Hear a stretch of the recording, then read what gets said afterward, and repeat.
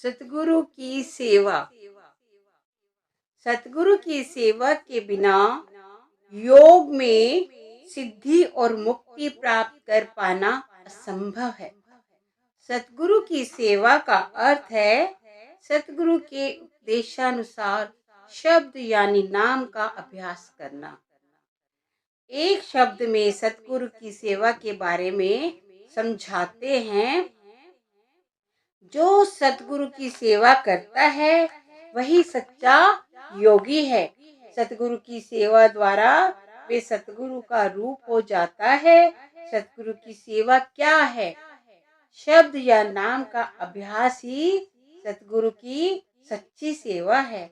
इस सेवा में जप तप संयम ग्रंथों और शास्त्रों के पाठ विचार आदि हर तरह की करनी का सार समाया हुआ है। गुरु साहब एक ही भाव को अनेक प्रकार से दृढ़ कराने का प्रयत्न करते हैं।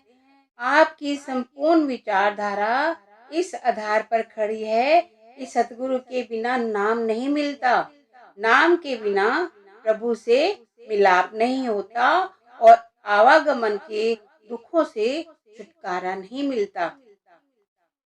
गुरु साहिब चेतावनी देते हैं कि सतगुरु की शरण के बिना अहंकार का अंधकार दूर नहीं होता और जीव का मनुष्य जन्म व्यर्थ चला जाता है। मनुष्य जन्म का बहुमूल्य वरदान प्रभु के साथ मिलाप करके आवागमन से मुक्ति प्राप्त करने के लिए बख्शा जाता है। मनमुख को इस सत्य की सूझ नहीं होती और उसका जन्म कोड़ियों के मूल्य चला जाता है। गुरु अर्जुन देव जी उपदेश देते हैं सावधान करते हैं कि मनुष्य जन्म सतगुरु के उपदेश अनुसार प्रभु की भक्ति द्वारा उनके साथ मिलाप के लिए मिला सुनहरी अवसर है। मनुष्य शरीर के लिए तो देवता भी तरसते हैं, क्योंकि प्रभु की भक्ति करने का सौभाग्य केवल इस शरीर को प्राप्त है। मनुष्य जन्म का वास्तविक लाभ ही ये है कि इसमें बैठकर प्रभु की भक्ति द्वारा प्रभु के साथ मिलाप कर लिया जाए।